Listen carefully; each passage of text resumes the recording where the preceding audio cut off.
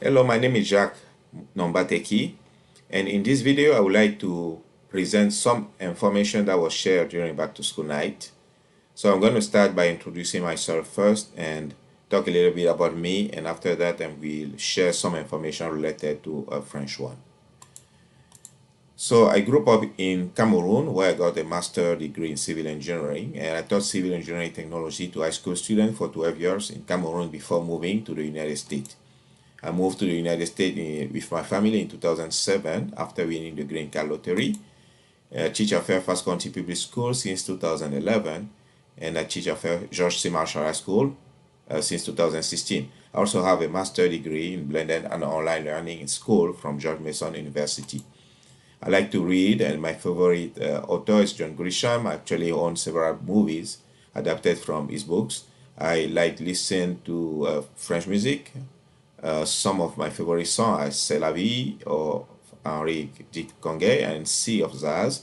And in the weekend, I watch European soccer matches and from France, Spain, and United Kingdom. And my favorite soccer team is FC Barcelona. So I love traveling with my family during summer and in the summer. And the past few years, we got opportunity to visit France, Belgium, United Kingdom, Canada, Florida, Georgia, New York. And what we do in French 1 class. So learning a language involves learning how to read, to speak, to write, and to listen. So we speak French, we understand spoken French, we read French in French, and we write in French. We also learn about Francophone or French culture. Here is the curriculum for French 1. So we started Unit 1 about me, where students gonna be able to introduce themselves and describe what they do, describe their physical appearance, and also talk about their personality trait and interest. So in the second unit, my family, they will be able to talk about the family members and describe them and talk about what the family member likes or what they do with the family members, like activities. And my school is going to be Unit 3, where the students are going to opportunity to talk about the school. And we're going to also learn about food and clothing for Unit 4 and 5. Students, they have a regular synchronous assignment, posted on Schoology, and we do a lot of practice work in class. So if students cannot finish their work in class, they can do it. They can finish it at home. I don't grade homework. I don't grade classwork, but I strongly emphasize the fact that students learn by practicing, and I prefer do more work in class where I can control it than giving a lot of homework. But they do have asynchronous assignment to practice at home, and also to complete work that was not classwork that was not finished in class. They can do it at home.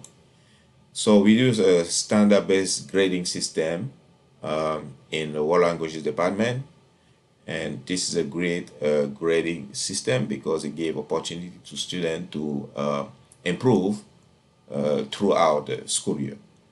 And students, they have opportunity to retake EKs. They can improve on the project. If they don't pass a project, they can fix it, fix what need to be corrected, and for a proficient grade. So here is our grading policy. It looks like a rubric, and we, as you may see, we have 5 assessments to give a grade: the writing assessment or writing parts, the speaking parts, and the reading and visual exam. Where reading exam, for example, students read, it's a kind of reading and comprehension test. They read based on the reading, they answer a question. The visual, they look at the picture, they watch a video, and they answer a question related to the picture of the video. So we do a project. They're going to be a project for each unit. It's called, mostly what we do is a project-based learning, which is project based on real world problem. And they need to have 2 high score on the project for the whole school year to get A on that category. And also we do EK. So they're going to get different kind of assessment, and some assessment is going to be assigned asynchronously, like they can do at home with OpenNote, like EK, some EKs, and other and project too. They can do the project at home, but we're going to actually do many projects in class, but we have opportunity to continue working on the same project at home. So as you may see, the grade is going to be affected based on the 5 items. There's no classwork grade, there's no homework grade, there's no participation grade. So here are all the category that's going to be considered for grading. If you have any question, here is my email address, and I also have after this slide a simulation just to show you how the standard-based grading system works.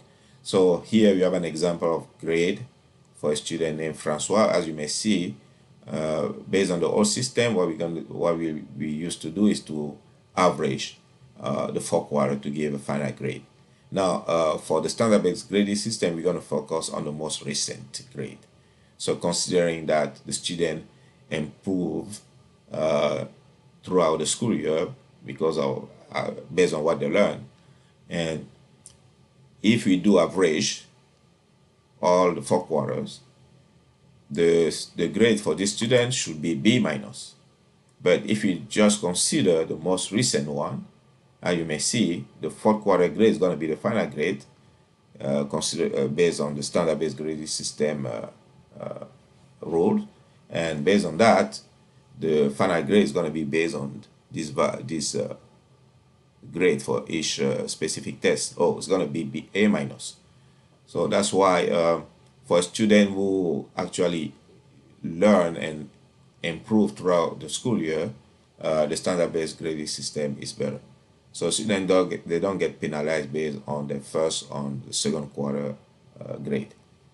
We are looking at the most recent to finalize the grade at the end of the school year. So let me know if you have any question, and thank you for watching this video. Goodbye.